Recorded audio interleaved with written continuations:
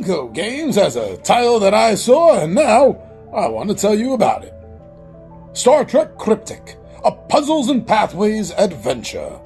This is for 1 to 99 players ages 10 and up, and should take you about 60 to 90 minutes to play.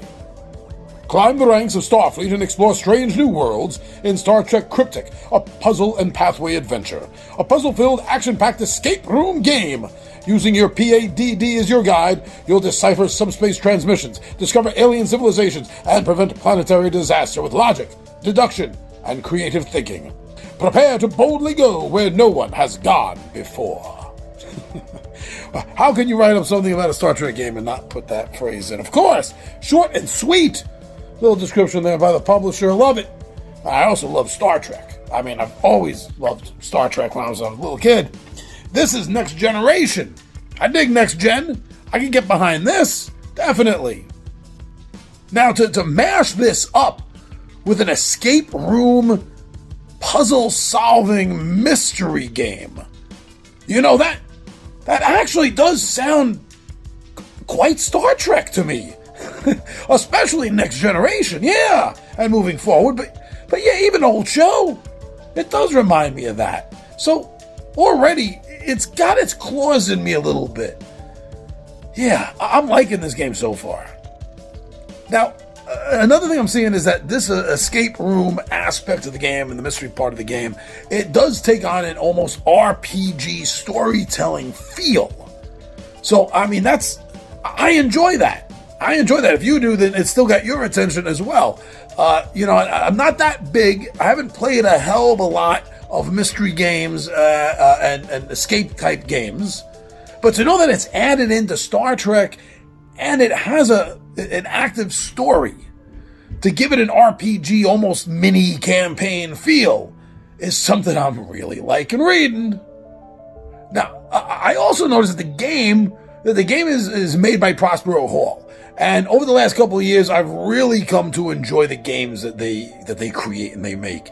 And they're working now pretty much exclusively, I'm almost positive here, with Funko Games.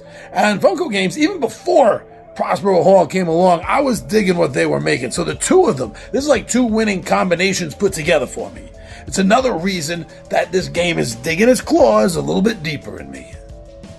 And the fact that this game can run just solo, or you can play with a large group of people. Now, I'm not sure how that works, if they're each sort of a character, which I'm doubting, or if it's more of like a group discussion kind of thing is what I'm thinking of. But either way, it can handle any amount of players, and I'm digging that. Now, I dig it even more because this game actually does. Now, you don't normally associate what I'm about to say with an escape game. But this is actually replayable. Everything that I've read and I've seen so far, it's talking about the fact that this has a rather high replayability because the game starts with 3 missions. And outside of that, the missions themselves have multiple different paths that you can take to get to multiple different endings for each one. And that is how this escape mystery game incorporates multiple replayability options. What else do I need to know? Well, there are a few other things. So, this is something I know nothing about. Just now finding out about this game has just come to my attention. I'm going to go look into it some, but it's compatible with Funko Games' app. They have an app, and for this game in particular, what the app does is it can run things like sound effects for you while you're playing the game. It'll run narration. Actual voices doing narration, and a few other little hits here and there that it'll do for you to help bring the game to life a little bit. And it also gives you hints. If you really get stuck, the game will give you a hint. And from what I've been reading, it's not just like, boom, here's your hint. Apparently, if I'm correct on this, it gives you a hint sort of like thematically in game. Man, so even with the hit, you still gotta keep your eyes open. That's cool.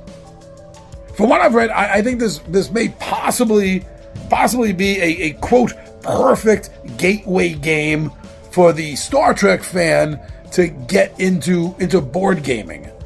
I know if I wasn't a board gamer and just a Star Trek fan, this would really be speaking to me. And so it's like double that effect right now. But listen, don't just listen to me, and don't listen to anyone that's like an influencer, will you? Just get your own information. And the best way to do that is to watch playthroughs. Now, with a game like this that might be tough, might not want to watch the entire playthrough, because it's even though there is replayability in the game, it is going to start giving some things away, and that'll cut down at least one replayability. But normally, this is what I tell people, is watch playthroughs, and that's the best way to determine if you think you're going to have fun playing a game, not listening to some talking head who's more than likely been gifted or paid to tell you something. All right, so go get more information on Star Trek Cryptic.